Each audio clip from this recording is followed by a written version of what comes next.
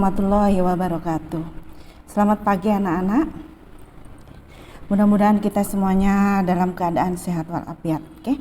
Sebelum pelajaran Ibu mulai, Ibu akan mengabsen kalian dulu, tapi nanti jangan lupa absen itu akan terlihat pada saat kalau kalian sedang Zoom ini ya. Oke.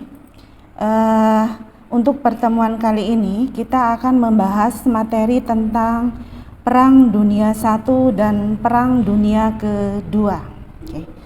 Perang Dunia ke-1 itu terjadi tahun 1914 sampai dengan 1918. Oke. Mudah-mudahan kita semuanya tidak akan mengalami yang namanya Perang Dunia Ketiga. Mudah-mudahan semuanya berdoa ya anak-anak. Hanya ada Perang Dunia I dan Perang Dunia II saja sudah sangat cukup ya, Bi. Oke. Baiklah, Ibu lanjutkan. Kira-kira di antara kalian apakah ada yang tahu yang menyebabkan terjadinya Perang Dunia ke-1 yang akan kita bahas di pertama ini? Saya yakin kalian semuanya sudah siap dengan buku materi pembelajarannya ya. Dengan Mbah kesayangan kalian, Mbah Google-nya, oke? Jadi baiklah, walaupun kalian sudah tahu, Ibu tetap harus memberitahukan ke kalian ya. Jadi sebab umum dari Perang Dunia ke-1, yang pertama itu adalah karena berkembangnya industrialisasi atau dampak dari terjadinya revolusi industri di Inggris. Kemudian yang kedua, munculnya perkembangan nasionalisme dan etnonasionalisme. Jadi munculnya nasionalisme dan nasionalisme itu yang mempengaruhi berkembangnya Perang Dunia I juga. Kemudian yang ketiga adalah perkembangan dalam bidang militer dan terbentuknya sistem aliansi. Perkembangan militer di sini diwujudkan dalam bentuk adalah perlombaan senjata. Kalau di kita pada masa terjadinya Perang Dunia ke-1 kita masih dijajah oleh bangsa Belanda. Sedangkan kalau di belahan dunia Eropa sana pada masa Perang Dunia ke-1 di sini senjata yang digunakan adalah yang sudah sangat canggih. Kira-kira di antara kalian ada yang tahu mungkin ya, tidak seperti di Indonesia yang pada waktu melawan Belanda kita masih menggunakan senjata bambu runcing ya. Jadi lain kalau di Perang Dunia ke-1 sudah ada senjata-senjata yang sangat modern seperti nuklir, bom atom, bahkan juga sudah ada senjata biologi, senjata kimia ya. Nah, itu. Kemudian sebab khusus dari Perang Dunia ke-1 adalah terbunuhnya putra mahkota Austria yang bernama Franz Ferdinand yang waktu itu sedang melakukan kunjungan ke Serbia. Kemudian ditembak langsung dengan permaisurinya oleh seorang Serbia yang bernama Gabrielio Principe. Nah, itu adalah sebab khusus dan sebab umum dari Perang Dunia ke-1. Sekarang Ibu akan menjelaskan ke kalian kira-kira faktor penyebab terjadinya Perang Dunia ke-1 dari tadi sudah Ibu jelaskan tentang sebab umum dan sebab khusus. Nah, terjadinya pertentangan antar negara-negara di Eropa menjelang Perang Dunia ke-1. Di sini negara-negara di Eropa tadi sudah dijelaskan bahwa terjadi sistem aliansi. Jadi mereka saling bermusuhan. Hal ini disebabkan oleh yang pertama adalah adanya perbedaan dalam bidang politik atau perbedaan ideologi antara komunisme dan liberalisme. Kemudian terjadi persaingan dalam bidang ekonomi dan kemudian saling berebut pengaruh. Misalnya antara Prancis dan Jerman itu berhasil menyatukan Jerman dan mengalahkan Prancis pada tahun 1871. Hal ini yang akhirnya menimbulkan keinginan untuk balas dendam dari rakyat Perancis, dan ini nanti pada masa Perang Dunia Kedua akan terlaksana proses balas dendam ini. Kemudian yang kedua yang dilakukan oleh Inggris dan Jerman pada abad 19, Jerman menjadi negara industri di mana negara industri itu perlu pasar industrinya. Maka cara yang paling mudah untuk memasarkan hasil industri itu adalah dengan melakukan kolonialisme dan imperialisme. Kemudian sedangkan Inggris sendiri juga merupakan negara industri, sehingga kedua negara tersebut saling berebut daerah jajahan, ya. Kemudian yang ketiga ada perebutan wilayah antara Rusia dan Jerman. Kedua negara saling mencari pengaruh di Timur Tengah pada abad ke-18. Rusia menjalankan politik air hangat. Di lain pihak, Jerman bermaksud mengadakan kerjasama militer dan ekonomi dengan Iran dan Turki. Kemudian yang keempat, di sini ada Rusia. Rusia di sini berselisih atau bersengketa atau bersaing dengan Austria dan Hongaria. Ketiga negara tersebut menanamkan pengaruhnya di semenanjung Balkan. Nah, ini juga nanti akan berdampak pada Perang Dunia Kedua. Ingat ya, nanti kalian tetap ingat semenanjung Balkan. Ya. Dalam melaksanakan politik air hangat, Rusia membantu Serbia.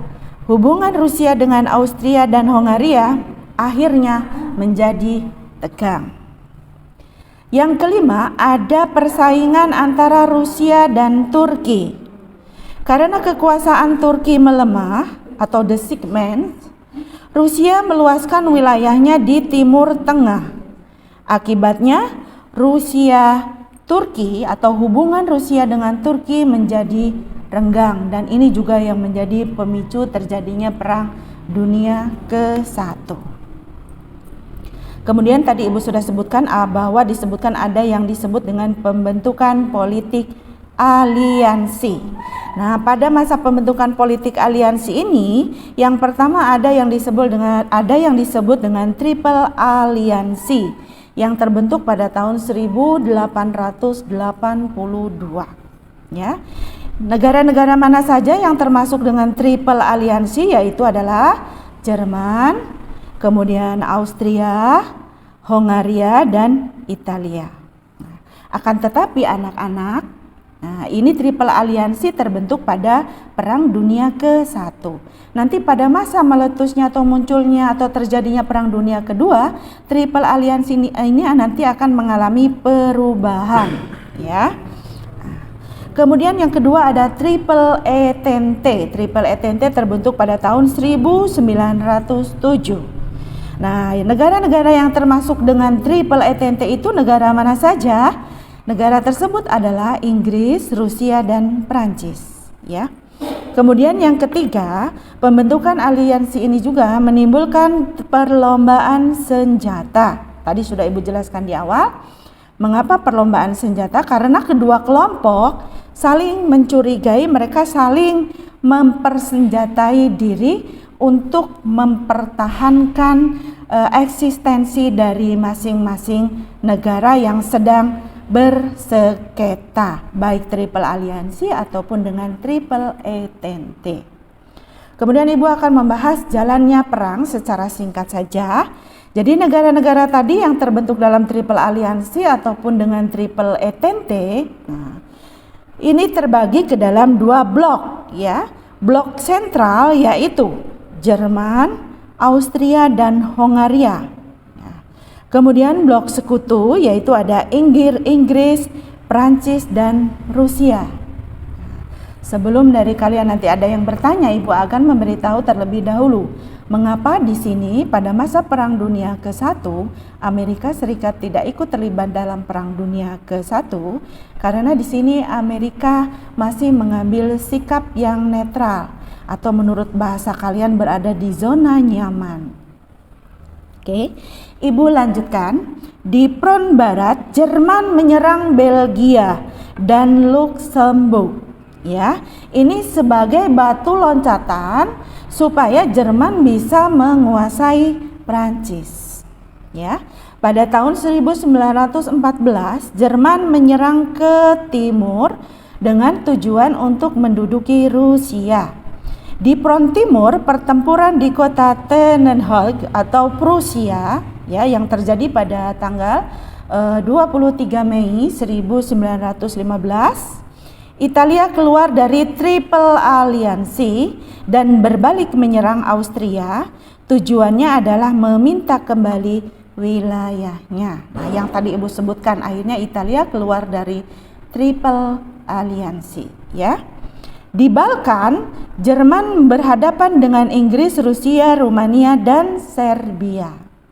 Nah, pada Perang Dunia ke-1, tadi sudah Ibu sebutkan bahwa Amerika Serikat terlibat perang karena Jerman melancarkan serangan secara frontal baik di darat maupun di laut, termasuk dengan kapal dagang Amerika Serikat yang bernama Lusitania itu dibombardir. Makanya yang tadi di awal Ibu sebutkan bahwa awalnya Amerika berada di zona nyaman karena diserangnya kapal dagang pada tahun 1917, maka akhirnya Amerika Serikat melibatkan atau terlibat dalam Perang Dunia ke-1. Lalu bagaimanakah akhir dari Perang Dunia ke-1? Akibat serangan sekutu yang gencar terhadap Jerman dan negara-negara pendukungnya, maka akhirnya blok sentral yang dipimpin oleh Jerman mengalami kekalahan pada tahun 1918 yang merupakan akhir dari Perang Dunia ke-1.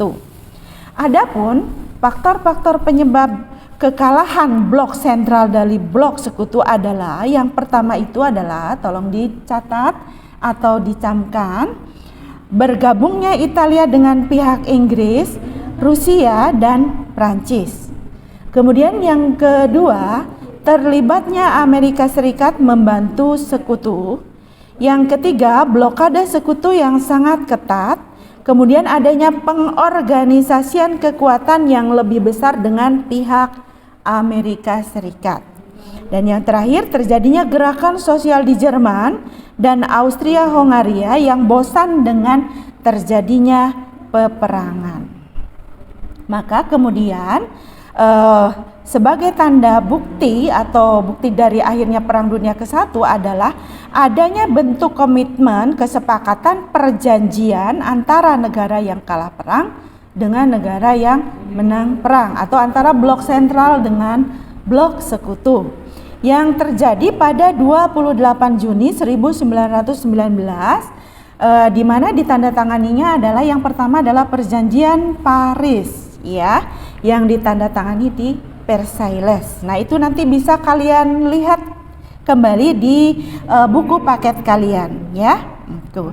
Kemudian untuk konferensi dan lain sebagainya nanti bisa kalian lanjutkan kembali, ya. Insya Allah di pertemuan berikutnya Ibu akan melanjutkan ke Perang Dunia Kedua.